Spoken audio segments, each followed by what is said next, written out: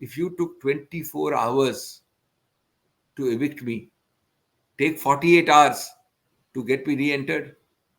There Yeah. has to be some grace and magnanimity. But my expectation, I will not say a lot of my expectations have been belied in a lot of things.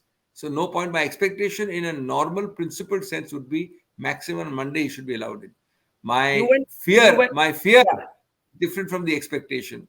And I hope that fear doesn't come true. You went back to court in the Lakshadweep case. Suppose tomorrow you find that Mr. Gandhi has not been reinstated in the manner that you hope. Will you be knocking on the doors of? How important is it What to do I Mr. do? Gandhi? No, how important is it to him to be part of that debate day after tomorrow? No, no. You see, the people who do these things don't realize that everything is not intended for courts. A lot of things are done, as I said, by grace, magnanimity, and precedent. Second, they also know that ultimately he will be in, definitely 110%. But they also know the court process takes time. Now, I can't guarantee that Mr. Gandhi will enter on Tuesday if you start playing these games, because the time between Monday afternoon and Tuesday is nothing. How do I Yeah. do it? I have a last question on the Rahul Gandhi case. This particular petition is not the only defamation case against him. There are a bunch of bunch of state courts where this same case is being tried, including one, for example, in Bihar. Do you believe that after the Supreme Court's nod, as it were, to the trial judge that the maximum sentence, which is 2 years, did not apply in this case, all of those cases will fall by the wayside? And let's also remember that this case on conviction goes back to the same sessions court. So, your battle is far from over, right? No, let's disentangle some threads here. Number one, the case yesterday is final, but final only on stay of conviction. It is not final on the merits. It was never supposed to be. The merits are not here before us.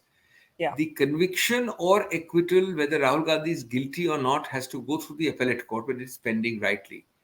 The law is that if you stand convicted without a stay of conviction while you are deciding the appeal, then you are out of parliament. So all that was being decided by the Supreme Court, which is the entire remit alone of the Supreme Court, was this, and rightly so. It is nothing to do with the larger issue of whether he's guilty or not. Number two, guilt or not, of course, will be decided in the appeal court where it's pending. But I want to just add something, not entirely in a serious manner, but something very amazing, which I point out to the court. I told them to turn to page so and so. A chart is given. Hmm. This whole thing is based in a lot of cases on the 13 crore community, which has been allegedly defamed.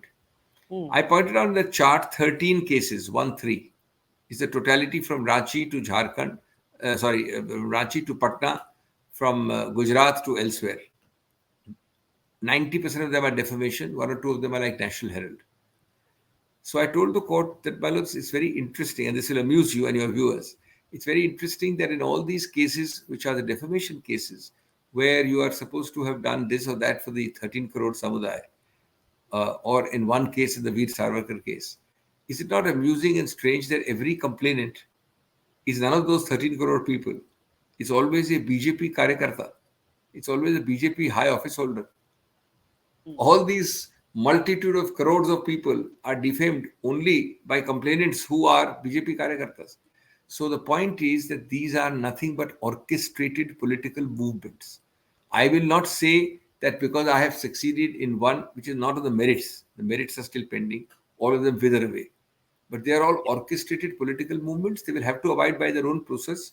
But we are hopeful of a win on the merits in the appellate court. We have a good case on merits. And let us see Okay. what happens there.